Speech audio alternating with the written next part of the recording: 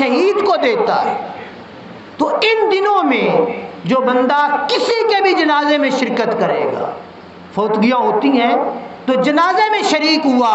تو اللہ تبارک و تعالی اس بندے کو شہید کے جنازے میں شرکت کا ثواب عطا فرمائے گا۔ اور جس نے کسی مومن کو اس اسرا میں لباس پہنایا، اللہ تبارک و تعالی اپنی طرف سے اس کو جنتی لباس پہنا دے۔ یعنی یہ ترغیب جو ہے نا، حضور علیہ الصلوۃ والسلام یہ بیان فرما رہے ہیں، یہ ترغیب رمضان کا مہینہ، عید کے دن، یہ قربانیاں، یہ ترغیب ہوتی ہے ایک کہ ہم لوگ جو دنیا دار زیادہ ہو گئے، دنیا کی محبت ہمارے اوپر غالب آ گئی، ہم لوگ غریبوں، یتیموں، مسکینوں کو، بیماروں کو بھول جاتے ہیں۔ تو ایمان اسلام کا تقاضا یہ ہوتا ہے